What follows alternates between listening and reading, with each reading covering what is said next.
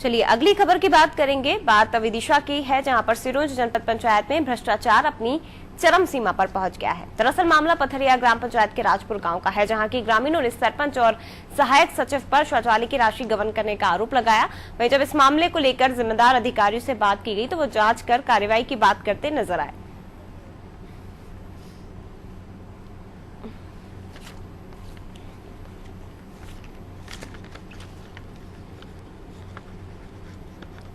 तीन आए पर उनके घर पर एक बना है। 36,000 निकाल लिया गया है और दूसरों के शौचालय की फोटो खींचकर पैसे निकाल लिया गया है फर्जी तरीके से। शौचालय उनके घर पर एक बना है। जो 2012 का सर्वे था उसमें जो पात्र परिवार थे उन्हीं को भुगतान किया गया और उन्हीं का शौचालय निर्माण उपरांत हितग्राही के खाते में, अगर हितग्राही ने बनाया है तो हितग्राही के खाते में पेमेंट किया गया है। अगर ग्राम पंचायत के माध्यम से अगर बनाया गया होगा तो ग्राम पंचायत के खाते में पेमेंट किया गया है। और अगर ऐसा होगा तो हम देख लेंगे, जांच करा लेंगे। जैसे 3 आए होंगे, भारत सरकार के निर्देश ये है कि एक घर एक टॉयलेट। वैसे 3 की सूची वैसे होगी नहीं, और होगी तो उसको भी दिखवा लेंगे, उसकी जाँच करा लेंगे। 3 आए पर उनके घर पर एक बना है। 36,000 निकाल लिया गया है और दूसरों के शौचालय की फोटो खींचकर। संवाददाता प्रदीप प्रजापति हमारे साथ और भी ज्यादा जानकारी के लिए जुड़ गए हैं।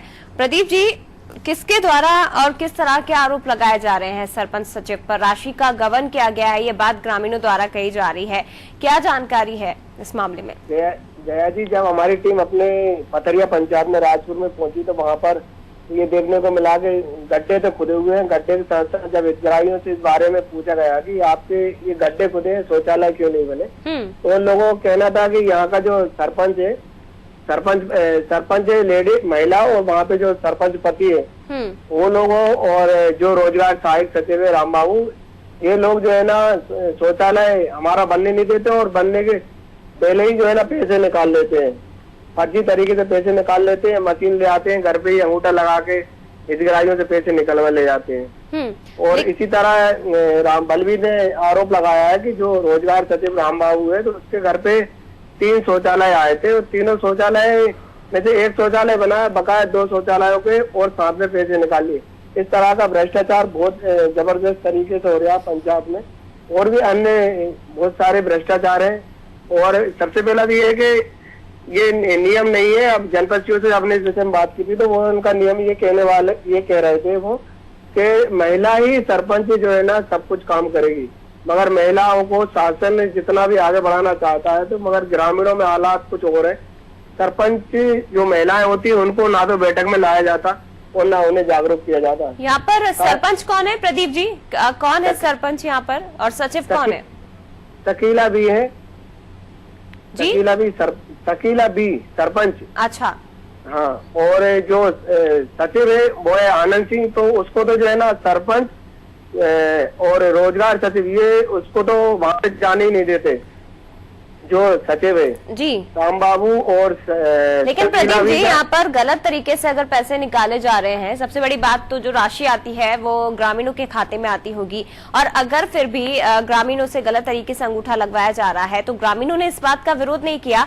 यहाँ पर क्या कोई भी ऐसा नहीं है जो थोड़ा बहुत पढ़ा लिखा हो, जो यहाँ की इसकी जानकारी जिसको हो, नियमों के बारे में जानकारी हो, जो विरोध कर सके इन बातों का? ग्रामीण कभी इस बात पर आपत्ति नहीं जताते? ग्रामीणों का क्या है जया जी के वो ग्रामीण बहुत सीधे होते हैं, और जो लोग ऊर्जावान होते हैं, जो शिकायत करने वाले तो वो लोग शिकायत भी करते हैं। पर कुछ लोग ऐसे होते हैं कि इनके जो कागज है, आधार कार्ड है, बैंक है, पासबुक है, पूरा सरपंच और रोजगार सचिवों के पास मिलेंगे। ये लोग फर्जी तरीके से खाते खुलवा के फर्जी तरीके से पूरा पैसा निकाल लेते हैं। पहले भी जनपद में ऐसे कई घोटाले जो है सामने आए हैं अपने।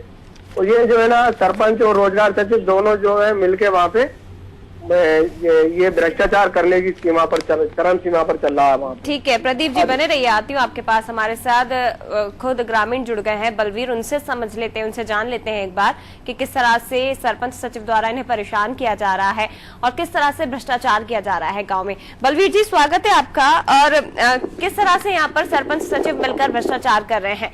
बताया जा रहा है कि शौचालय के नाम पर जो राशि आप लोगों के लिए आवंटित की जाती है उन्हें गलत तरीके से निकाल लिया जाता है सचिव और सरपंच द्वारा। जी मैडम। जी, बलवीर जी, लेकिन जो राशि आती है वो तो आप लोगों के खाते में आती होगी, तो सरपंच सचिव द्वारा कैसे निकाला जाता है, उस राशि को कैसे आहरित किया जाता है? सर साइड में मिलकर खुलवाए इसलिए वो स्वयं निकाल लेते हैं जी, खाते फर्जी तरीके से खुले हुए हैं, क्योंकि खाते जो है पहले उन्होंने आधार कार्ड लिए थे, सभी के खाते फर्जी खोल लिए हैं, हाँ, तो उसी खाते में बैलेंस आता है तो वो खुद ही निकाल देते हैं। अच्छा, तो आप लोगों को कब इस बात की जानकारी लगी कि सरपंच सचिव द्वारा इस तरह से भ्रष्टाचार किया जा रहा है गलत तरीके से? जी मैडम, 187 शौचालय थे राजपुर में, हाँ। जिनमें से कुल 87 भी नहीं बने, और राशि पूरी 12,000 प्रति शौचालय के नियम से पूरी निकाल ली गई है। अच्छा, तो यानी सरपंच और सचिव के द्वारा मिलकर ही कारनामा किया जा रहा है गाँव में? क्या मैडम? सरपंच सचिव मिलकर ही कारनामा कर रहे हैं, आप लोगों को, ग्रामीणों को चूना लगाने का काम कर रहे हैं? बलवीर जी, इस मामले की शिकायत अभी तक की है आप लोगों ने किसी से? कोई जनप्रतिनिधि या कलेक्टर साहब से इस मामले की जानकारी दी है आपने? मैडम शिकायत मैंने सीएम हेल्पलाइन पे की थी इससे पहले कम से कम 8-10 बार, हाँ। तो कोई सुनवाई ही नहीं हुई थी।